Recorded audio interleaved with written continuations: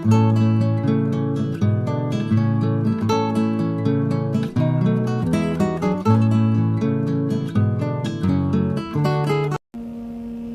यदि विपरीत बुद्धि वाली है तो हो सकता है शुरुआत में आपको बुरा लगे कि यार हमारे मन ही नहीं मिलते, हमारी व्यवहार ही नहीं मिलता, लेकिन कुछ दिन बाद आपको शायद अनुभव होगा कि आपका जो रिक्रिएशन हुआ है ना, वो इसीलिए हुआ क्योंकि पत्नी विपरीत बुद्धि की है। अच्छा, इसका एक उदाहरण दें।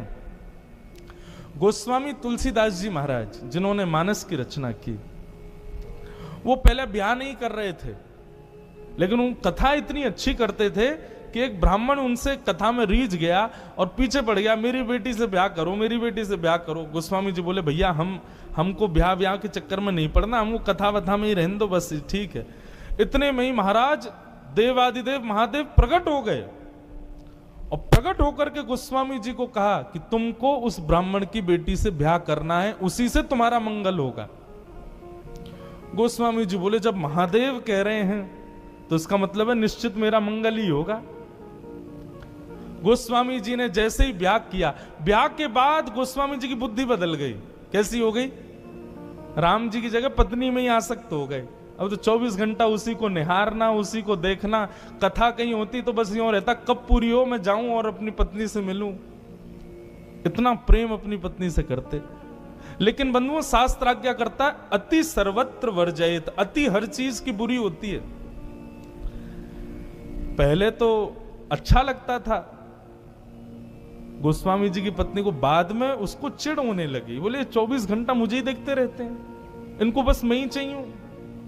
एक दिन छोड़ छाड़ के मायके चली गई।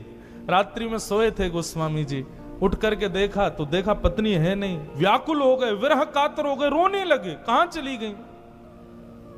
ढूंढते ढूंढते ढूंढते समझ गए जरूर मायके गई होगी अपने। यह भी विचार नहीं किया कि सामने यमुना नदी इतनी गहरी है, इसको पार कैसे करूंगा। कूद गए उसमें, क्योंकि पल्ली पारी ससुराल थे।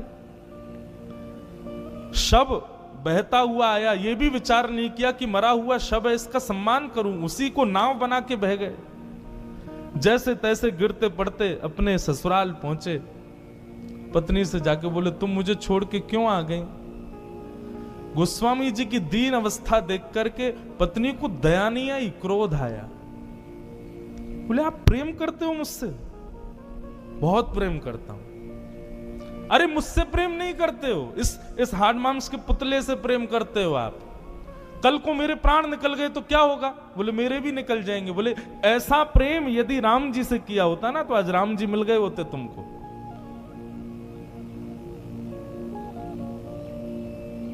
जब दुत्कारा पत्नी ने, गोस्वामी जी के नेत्र एक क्षण के लिए बंद हो गए। उन्होंने अपनी संपूर्ण स्थिति को देखा।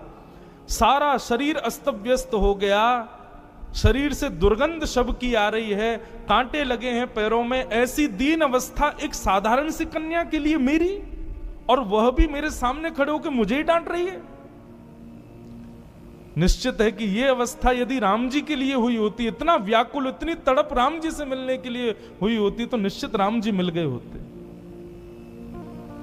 और बस उसी क्षण गोस्वामी जी निकल गए।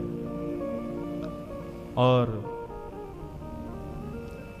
चित्रकूट के घाट पर भई संतन की भीड़, तुलसीदास चंदन घिसे तिलक करें रघुवीर। राम जी से मिले। अब यहां पर प्रश्न यह उठता है कि महादेव ने प्रकट होकर क्यों कहा कि तुम ब्याह करो। हम लोग जन्म पत्री मिलवाते हैं, ब्राह्मणों से पूछते हैं कि भाई लाला हमारे बेटा के लिए, बेटी के लिए अच्छा वर वधू होना चाहिए।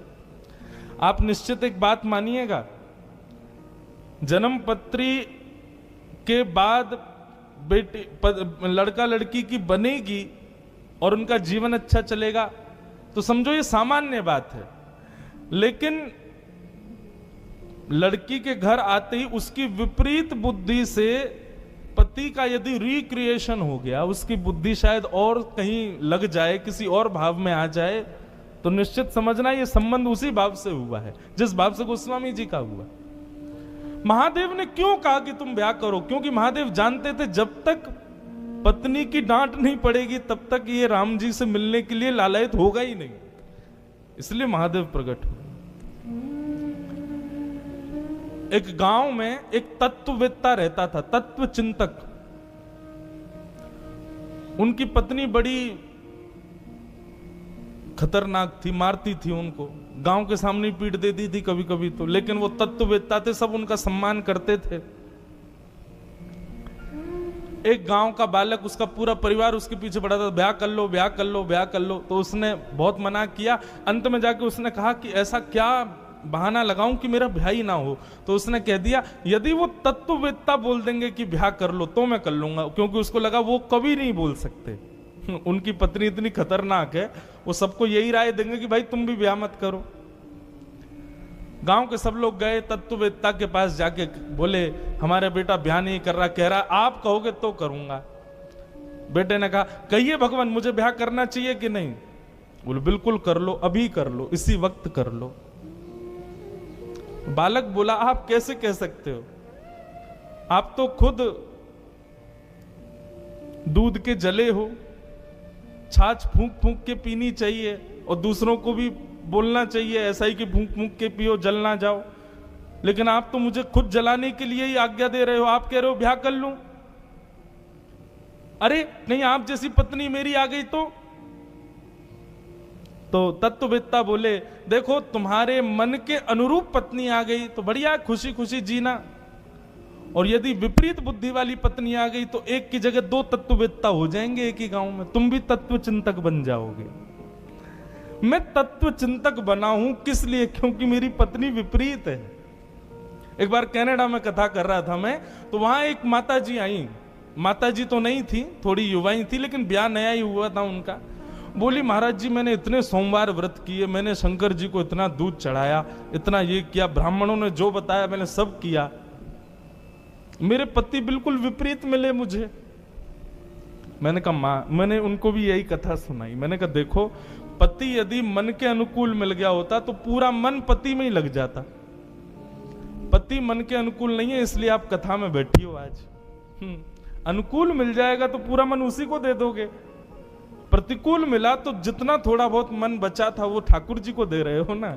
इसलिए प्रतिकूल मिले तो कृपा, अनुकूल मिले तो कृपा, प्रतिकूल मिले तो ज्यादा कृपा।